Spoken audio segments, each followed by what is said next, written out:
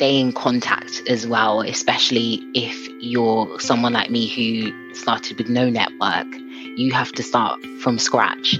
Stay in contact. It's easier said than done, I know, but just keep the person up to date with what you're doing. You never know what doors they can open for you.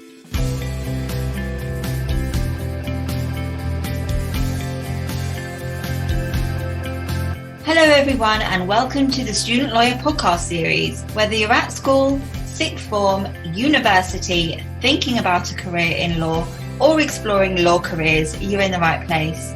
We are the one-stop shop for student lawyers. If you'd like to join the Student Lawyer as a writer, please email hello@thestudentlawyer.com.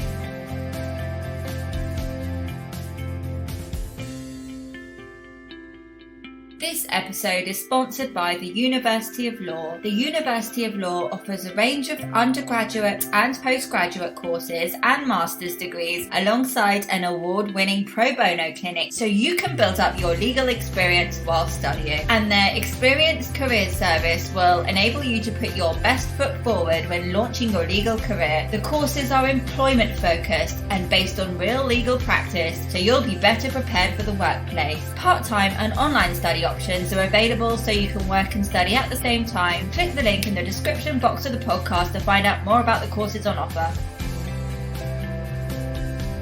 Hello everyone, welcome to the Student Lawyer podcast. My name is Stephanie. I'm a final year law student, future trainee solicitor, and I'm the host of today's episode. Joining me today is Sherelle Appleby, in-house pupil barrister at Browne Jacobson LLP. During the episode, Sherelle talks about her experience training in-house at a law firm and explains how the culture in a law firm differs from a traditional barrister chambers. Sherelle also talks about some of the most memorable cases that she has worked and assisted on, and provides exceptional tips for student lawyers starting out in their careers. Sherelle, welcome to the Student Lawyer podcast. It is wonderful to have you here with us today. Thank you. Thank you for having me, Stephanie. The pleasure is all ours, honestly. So I thought that we could kick off the show by, asking you to introduce yourself and your career history to date. Thank you. So I'm Sherelle Appleby. I'm from South East London. I'm the first in my family to get a higher education degree. In terms of my career history, I'd say it's been a long one.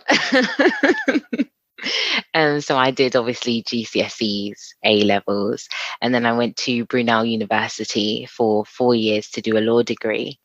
And then I did what was then the bar professional training course, which I think is now the bar practice course. And as soon as I finished that, I went straight into full-time employment and became an assistant advocate at Browne Jacobson. And I've recently now started pupillage in September of this year. Yeah, so that's the history so far. Congratulations. I mean, it's always just like tremendous accomplishments that you have made throughout, like your education and securing this position at Browne Jacobson, which is a terrific firm, and securing pupillage as well. I mean, the odds are really not tilted in people's favour, and I just think it's so inspiring to see people really go out there and just keep at it in order to, fulfill their dreams. So yeah, massive congratulations on that. Thank you. I love that you said the odds are not in people's favour. I did a talk with my colleague and she referred to getting pupillage as the Hunger Games, and that's kind of been ringing in my head. So you're amazing. Oh my God, that's so funny because I've always referred to getting a training contract and getting pupillage like the Hunger Games. I think I've actually spoken about that before on a podcast that we did years ago, before I started out my own journey in it. And it is, but I do just think that if you keep going at it and you have confidence in yourself, you will get it. So yeah, top tip there, and we're already in, just underneath that 5-minute mark of the podcast. So you mentioned that you did law at university. So what were the main reasons you chose to pursue a career in law and a career at the bar in particular? So I didn't always know what I wanted to be. I kind of flitted around in my head like, yeah, I'm going to do this, I'm going to do that. And it was getting quite close to A levels, and I was trying to convince myself, I'm going to be a journalist. This is what I'm going to do. But I didn't actually do anything to get there. So when my parents questioned me and was like, so what are you doing to get there? And they were like, you don't really want to do this, do you? I was like, no, not really. So I was flitting between things, and I said, okay, I'm going to be a lawyer. I've got this. I'm going to do it. So then my mom was like, okay, so what are you going to do about it? I was like, oh, I'm going to do research. So I was like, oh, I'm going to really do something about this. So I was looking into it, and I said, okay, I can't be in an office 24/7. It's just not me. I just get bored and I want to walk around and do stuff. So I was like, okay, so I can't be a lawyer. And then I looked and I saw, oh, barristers. Okay, they don't look like they're in the office all the time. So my mum had managed to get a friend of a friend to get me into a mini pupillage because we don't have any lawyers in our family. And luckily I had this contact and went along, and I really didn't like it at first. And I was like, oh no, I hate it. It was nerve-wracking being in court and having to speak to strangers for the first time. And I was like, I don't like it. Wow, I really don't like this. What am I going to do? But I said, okay, you've got to stick it out for the rest of the week because my mum's managed to get me this experience and it's not going to look good. So it's coming towards the end of the week, and I'm in Croydon Crown Court. And anyone from Southeast London knows exactly what I'm talking about. It's not a nice court. I'm shadowing this case, and I see a barrister who is a guy from my church. And I couldn't believe it. I had no idea he was a barrister. And I'm pretty sure it was a burglary case.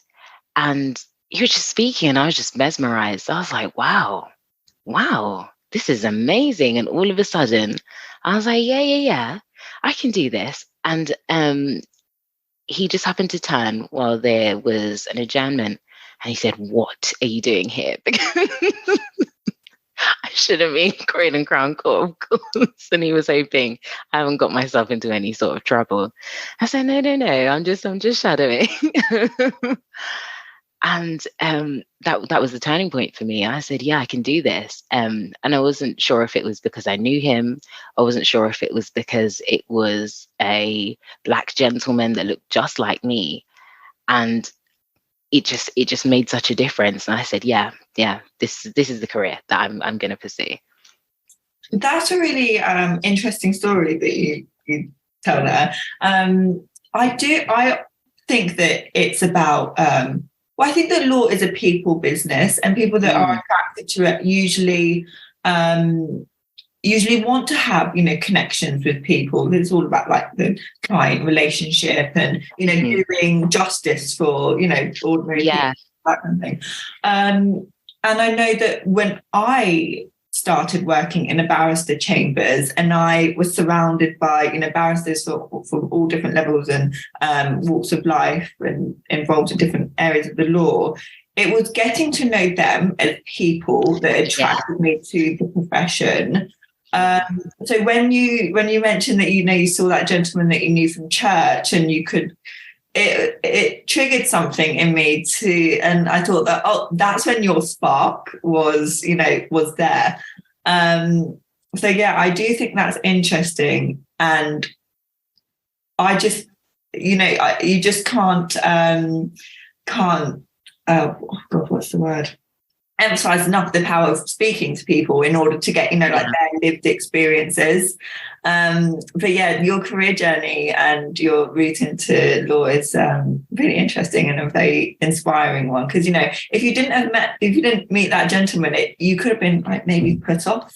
That's the thing, because the thing is, it is scary going to court. It's a scary experience, but and I think it's representation that makes such a big difference. When you see people that look like you that can do it, you think to yourself, okay, then sure, I can do this. Yeah. Yeah, I agree with you, really do. So you've mentioned as well that you're working in-house at Browne Jacobson. So I was wondering if you could tell us about your experience of training in-house there, being the first team member to embark on the firm's 2-year pupillage programme. So perhaps you could tell us what your day-to-day involves. Ooh, let's think. What did I do last week? What did I do this week? It's a terrible question that I've asked, isn't it? But one that the listeners want to know so badly. Yeah, it's because all the days blur together. So, But before you proceed with that, perhaps you could just explain just tell the audience a little bit about Browne Jacobson, because it's quite a unique position that you've got, isn't it? yes, I think it's one that not a lot of people know about, which I'd like to start screaming from the roof because it's so hard to get a pupillage, Yeah. and just draw so much attention to in-house counsel, because it's an avenue that not a lot of people know about and not a lot of people use.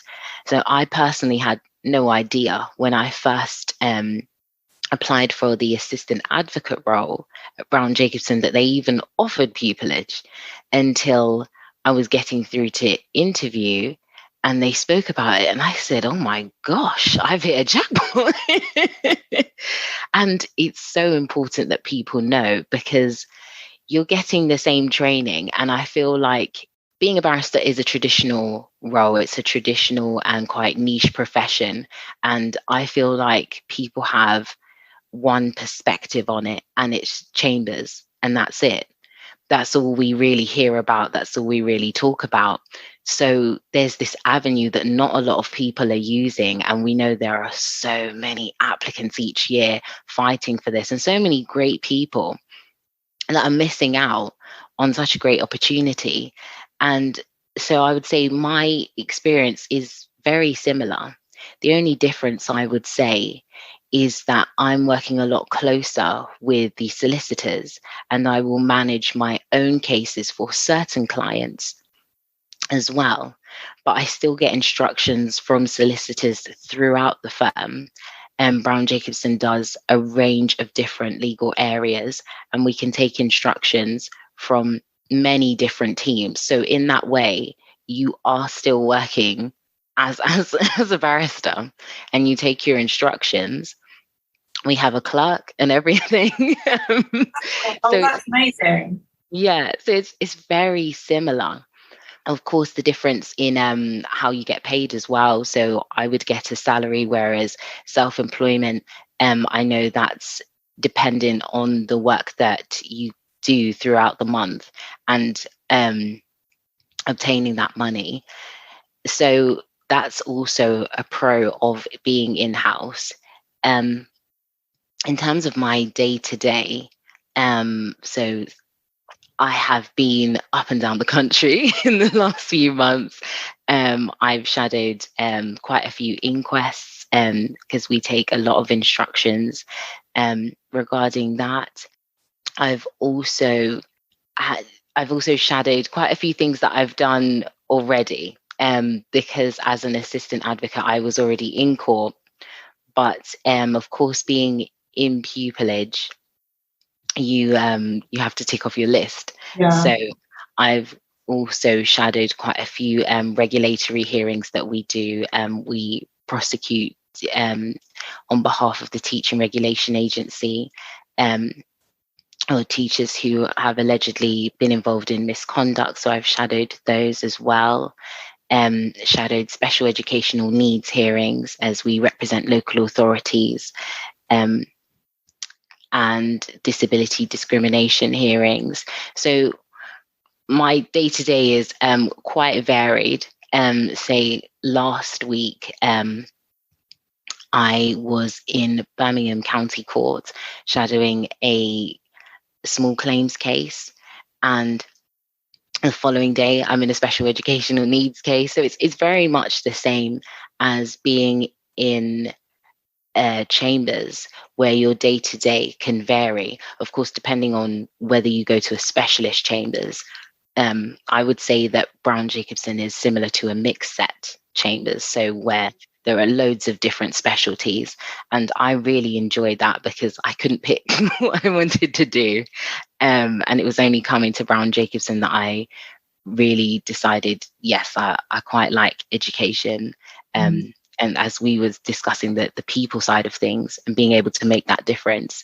So it's very similar. And I really encourage people to look into the in-house counsel route, because there's significantly less applications going through in-house because people just don't know about it. So hopefully this is enough to raise that awareness, and hopefully we can get a few more applications in for in-house counsel and get people those pupilages that they need. Getting that message across, I love it. Spreading the good word. So it sounds like you've been involved in so many interesting cases and inquiries, and I imagine that you have gained so much experience from doing your assistant advocate role. Are there any experiences or skills that you hope to develop even further as your pupillage goes on?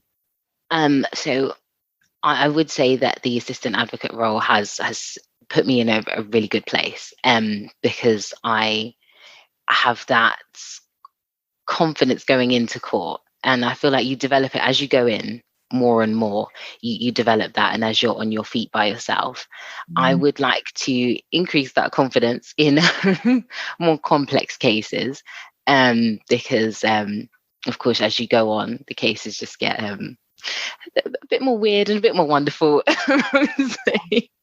And just knowing how senior counsel deal with those cases has been really reassuring for me. That's what I've taken in this 2 months that I've been on pupillage, is that sometimes when your cases can just go to the left, you can think to yourself, oh, it's me. It's because I don't know what I'm doing. But being able to shadow senior counsel and seeing when cases really do go to the left and they're a lot more complex than what I was dealing with, and seeing how they navigate that, and seeing how they handle difficult witnesses and difficult representatives on the other side, is just so useful. And it's definitely things that I will take into my own practice when I am on my feet in a few months. I've really found that so useful, especially in terms of my confidence in my abilities as well. I suppose that the more you shadow people, the more you watch people, that's how you start to layer up all these different experiences of how senior counsel will navigate their way through difficult cases. Is that correct, or there are other ways that people can learn these skills? I think being a barrister in particular, I feel like you need to see it and really be in the experience, which is why for those who want to be a barrister, I always say start doing mini pupillages and do it at loads of different chambers. Do it at different ones, usually some mixed sets, because then that way you can get to see different areas of law, because it's different in the book as it is in person. And everyone navigates things differently. So start with the seniors, look at the juniors and see how they navigate things as well, because they'll also be so useful. It's been really useful to see the juniors in my team and how they do things, how they even take their notes and do their attendance notes to solicitors. Everything is so useful. And you sit down and you look at your own practice and you say, yes, I want to take a bit of that and a bit of that. And it's nice, the first 6, to be able to cherry pick from people and say, yeah, I like what you do. I like what you do. And you begin to develop your own style and your own practice. Yeah. Thank you for sharing that. I'd like to take a moment to speak about the University of Law, which is the university I decided to study my LPC at. The University of Law is the sponsor of this podcast and makes it possible for us to continue bringing these episodes to you. So we really appreciate you supporting us by supporting our sponsors. What really sets the University of Law apart from other universities is its belief in training students for the real world from the moment they accept a place. The University of Law's experienced career service and award-winning pro bono clinics offer students the chance to get real-life legal experience which can boost employability. They offer a range of undergraduate and postgraduate legal training and master's degrees designed by qualified experts to help students excel at any stage of their career. Their courses are employment-focused, honing key skills in a teaching environment based on real legal practice. Part-time and online study options are also available on many of their courses to help students work and study at the same time. If you'd like to find out more about the courses on offer, please click the link in the description box of the podcast. So we've spoken about, typical barrister chambers set, and, you're working now in Browne Jacobson, which is, a traditional law firm, if you like. So it's often said that solicitors are keener to work in a team and barristers independently, and aspiring lawyers can choose which path to pursue by, just really determining how they like to work. So as a pupil barrister working in-house at a law firm, do you think this is true? And would you recommend this? I would say yes. Given the nature of the work of a barrister, you do work more independently. I would go to court by myself, whereas the solicitors are in the office and sat in a team. However, you are not alone in that you can send out your little SOS call, as I have done many a time, to my team when the cases are starting to turn to the left, as I said previously. I think it is something that if people are weighing up whether they wish to go down the solicitor route or the barrister route, it does make a big difference if you can think on your feet and think independently, all while having, of course, the client's best interests at heart. It does make such a big difference if you prefer to have that team and be really close knit and have that just be able to turn to the side and just ask whoever's beside you what is best to do. I would say to more consider the solicitor route, but I would say that it's a skill that you can develop. It is a skill that you can develop, and as you go into court a lot more often, as we've spoken about, me wanting to increase my confidence, your confidence will increase in your own ability to have the client's best interests at heart and to know what to do next. I would say the biggest difference is the public speaking. It's the biggest difference. Most of my solicitor friends, even in this firm, say, I don't know how you do it. I can't do it. It makes me sick. So that's the biggest difference. I think if you're okay working by yourself and you think the barrister route is for you, then go to some mini-pupillages, see how you feel, do some debating, mooting, things like that, to really give yourself a flavour of working by yourself and in, say, a smaller team. But it's that public speaking element, I would say, is the biggest difference. In terms of, I know you asked about the culture difference between traditional chambers and in-house. I want to say that it's pretty similar. You're not going to get a completely different experience, which is what I think has been the perception of in-house counsel, that it's not quite the same level of training. It's not quite the same. You're still in with senior barristers who have been called to the bar for some time, who know what they're doing, who are amazing, and you're going to learn all those amazing skills. And the great thing about being in-house is that I can see self-employed barristers as well. So next week, I'm going to shadow a case where we've employed someone external. So I've got the the best of both worlds, really.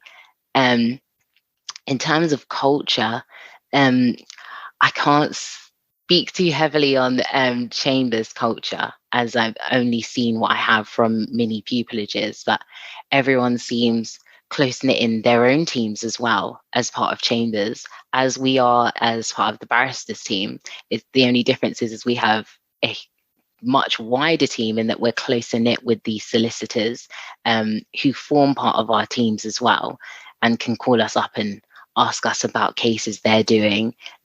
So it's not too much of a difference, and I wouldn't say that you're losing out on that experience, which is what I feel sometimes the perception is of in-house, because people don't know. So definitely go for it. Definitely. That's really helpful. Thank you for sharing that. Really helpful.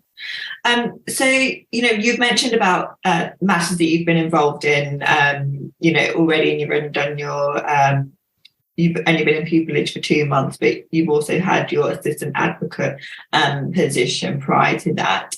So would you mind telling us about a memorable case that you have worked on while you were an assistant advocate and your involvement in the matter? Yeah, I've been in it for, I was in it for 3 years. And the one that came to mind was a special educational needs case. I've mentioned earlier that we represent the local authorities in such cases. And it was an appeal brought by a parent, because it's family. I can't go too into it because they're not published. But it was to do with the wording of an educational healthcare plan. So these are put in place for students who need extra help in school, sometimes due to disabilities. And there had been pretty much a stalemate between the parents and the school, but the child was still attending the school, which is something that often happens. And that's, of course, not what you want, because you want the parents to have a relationship with the school, especially if the child's still attending. And it was one of my first ones going in, and I was quite nerve-wracked. We had members from the school. We also had I'm pretty sure we had either a physiotherapist or an occupational therapist. And it was quite difficult because I had to navigate my way around what their evidence would be. And it just dawned on me, why don't we just take a pragmatic approach here, and why don't we just talk to the parents about what the issues are? Now, to avoid any sort of friction at the start, I went and spoke to the parents' representative just to get a feel of what their thoughts were on taking this pragmatic approach, and all of us just getting together and just having a conversation, because that's what I feel is sometimes needed and can be the barrister's role, which is so required in these matters that have become so contentious that you've gone all the way to court, but there's this child at the center that we need to think about. And that's all I could think of. And it really hit home, because we have a child in our family who has an educational healthcare plan, and I've seen how their parents have struggled. And so it made me think I'd really like the lawyer to talk to them and to listen to them and see what they want. And by the end of the day, we were all in the same room talking about the wording. We'd agreed the wording. We hadn't needed to go before the tribunal. I'd managed to type up the document, and there was no need for us to sit in court and have the back and forth and the questioning, and creating more and more tension, especially for this child who is still at this school and will have to then deal with that after we come out of court. And it felt really good to have been able to start to restore that relationship, because sometimes I feel like being a barrister, sometimes you need to go in and you need to win because that's just the way the case is. But with these types of cases, especially where there's a child involved, and especially where there needs to be an ongoing relationship between the parties, sometimes that pragmatic approach is really needed. And I felt really good in myself in not having to go into court, which is a strange feeling, but it felt really good to begin restoring that relationship between the school and the parent, and knowing that going forwards, this child doesn't have to deal with the tension between the two parties where they spend most of their time. If they're not at school, they're at home, and you don't really want that friction there. So that felt really nice. Yeah, that was a nice case. I'm not surprised that was your most memorable case. I think that's really lovely. And when you were talking about, taking a pragmatic approach, I think that's so important, and something that people perhaps tend to maybe forget because they're involved in law and litigation, and they perhaps may think that going down the court route is necessary at first. I mean, when I was doing case studies to prepare for my training contract interviews and all those kind of practice things, I'd sit down with my mentor and go over my thoughts, and one thing that he would really emphasize is is this taking a pragmatic approach, because the pragmatic approach will probably save everybody a lot of time and money. And that's the goal at the end of the day, really, and to get an outcome that everybody wants. And it just reminded me of what you were saying. So I think that's really a really great, inspiring story, and really great advice to help people with their application process. So thank you for that. I think that's great. So could you tell us something that most people don't know about what the life of a pupil barrister involves? I think following on from my last answer is that sometimes your witnesses will not give evidence, and that's not a bad thing. Like you were saying about saving the time and saving the money and getting the approach that you want. Of course, you have to take it as it goes, because you may really need to go in and win your case. So, for example, in Disability Discrimination Act cases, we defend. We need to go in and we need to win. But there is the option of that pragmatic approach, even right up until the last minute, of asking the parent, would you like a letter of apology? And just call it a day, and then we don't have to go in. So it's just knowing when to do that. Also, cases are constantly evolving.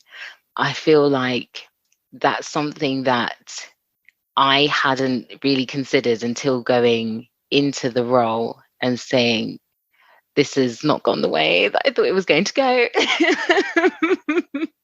Right up until when your witness starts speaking on the stand, all of a sudden they will say something completely different. So I'd shadowed a case a few weeks ago, and it was an inquest, and our witness started saying something we weren't expecting. So it's something that you, again, it's nice to view how senior counsel deals with that, because it's so important, because it happens to all of us, where all of a sudden it's going wrong. Everything is going wrong. What do we do here? And just seeing how you navigate that. I think another thing that people might not consider is that you are up and down the country quite often. So 1 week, quite early into starting pupillage, I was in Peterborough one day, then Loughborough, then back to Peterborough, then in London, all in 1 week. And it was tiring, but it was really great to be able to dip in and out of different cases. So I would say get that caffeine up to start that pupillage. And also, I would say learn how to take a note of what happens in court, because often it's so helpful to the barristers you're shadowing that you're also taking a note. And if you can learn to get as close to verbatim as possible, you'll be really useful, especially when the barrister turns to you and says, do you remember what the witness said about X, Y, and Z? you don't really want to be sat there just staring at them saying, I don't know what you're talking about.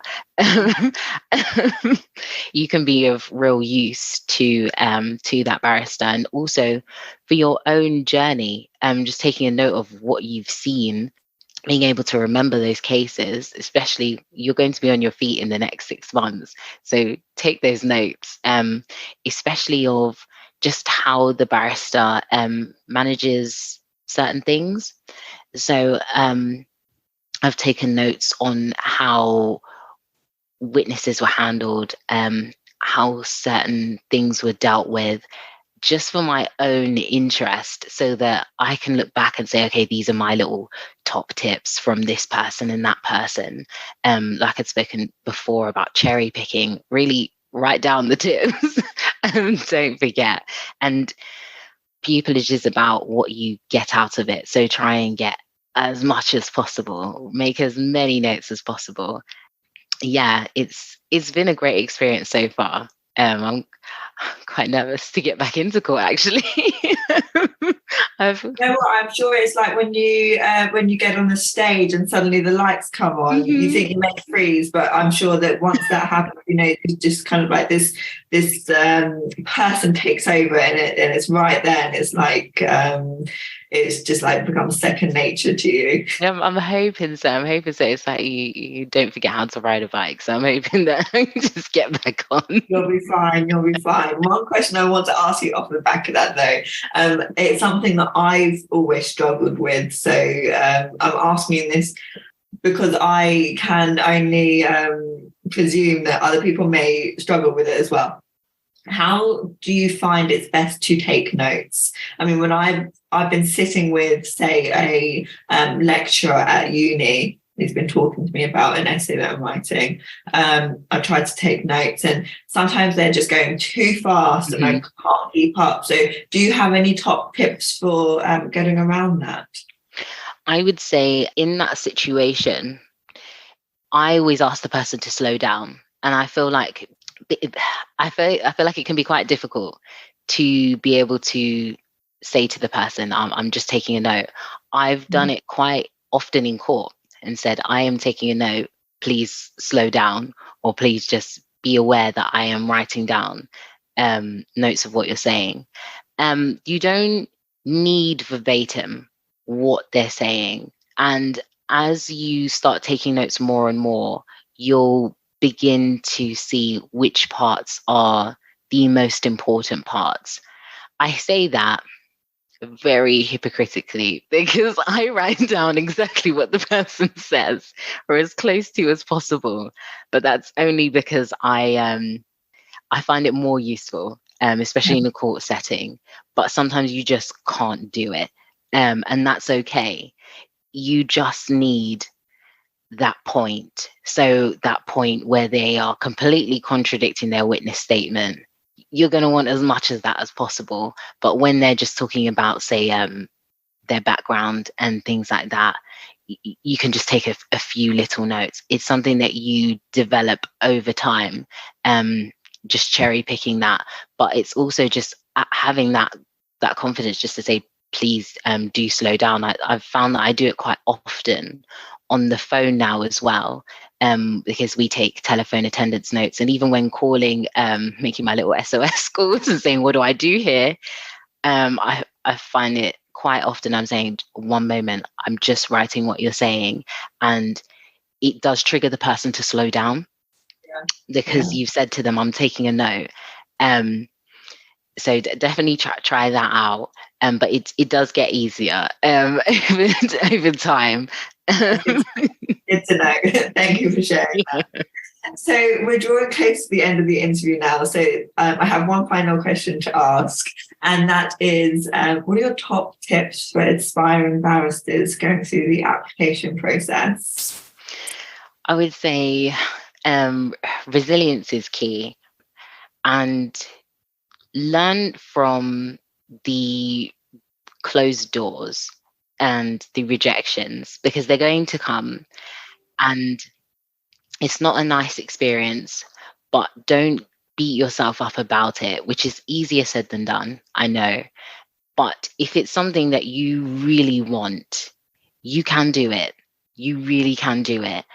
I would also say make sure each application, each year you go through the rounds, have something new to add. There shouldn't be a year where you can copy and paste everything and nothing has changed. Always look at the last applications, and it should be the next following year, and you should say, yep, and I can build on that, and I can build on that because I've now done this, this, and this. I'd also say get a mentor, reach out to people, stay in contact as well, especially if you're someone like me who started with no network.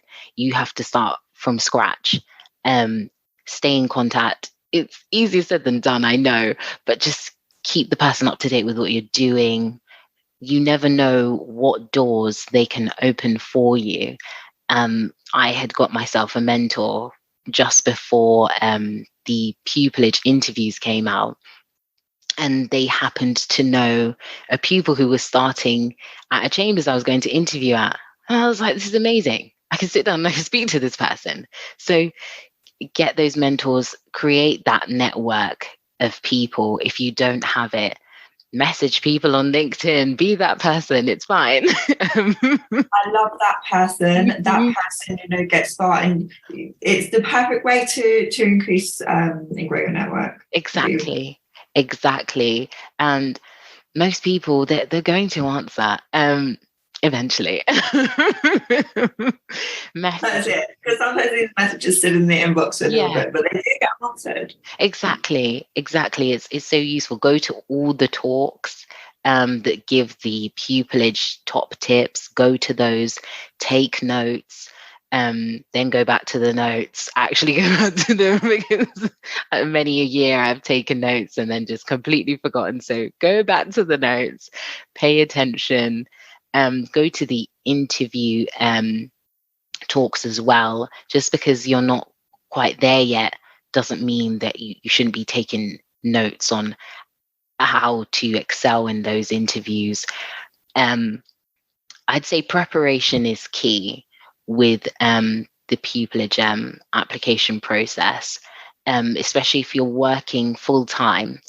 This is the only year where I actually took time off to write my applications, because working full time and doing applications, we know is just almost impossible.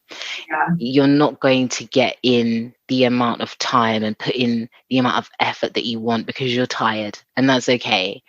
So this is the first year that I actually took a week off in January. So during that application process time, and said, okay, this is the week where I am getting it done. And it makes the world of difference. It really does. I know it's harder for those who are studying, because you can't just say, right, I'm not going to go to uni for a week. But do try and allocate that time where you are only working on those pupillage applications, because it makes a difference. And get everyone to read them. I had my whole family reading them. All my friends are reading them. They might not even quite understand. Oh, Sherelle, you're doing this again. Yep, I am. Read it. Read it for me. And get them to tell you what to change, what to add in. Everyone will have a different perspective, especially on those questions that are the ones that ask about you as a person. Get them to read those and get them to help you with those, because you can't see yourself from their perspective. So when the application asks, tell us something about you, I found that one hard. I don't know what to say. I don't know what to say. But when I sit down and speak to my sisters, you can say, oh, this, you're friendly. And everyone will have different things to say. So get everyone involved. It's a team effort to get you there. Love it. And you'll make it. You'll definitely make it. Excellent. Well, thank you so much for joining us for this episode of the Student Lawyer Podcast, and for sharing your life as an in-house pupil, and for giving such amazing tips on going through the application process and winning at the Hunger Games.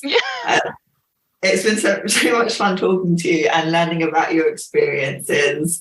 So yeah, thank you ever so much for being a guest. Thank you so much for having me. I pray the odds are in everyone's favour this year. I'll put links to Browne Jacobson's program in the show notes, so if anybody wants to check that out, please do. Again, Sherelle, it's been fantastic talking to you, and thank you for everybody for tuning in to another episode of the Student Lawyer Podcast.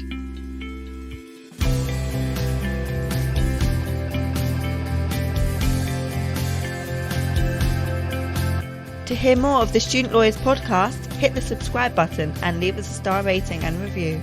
If you would like to join the Student Lawyer as a writer, please email hello@thestudentlawyer.com.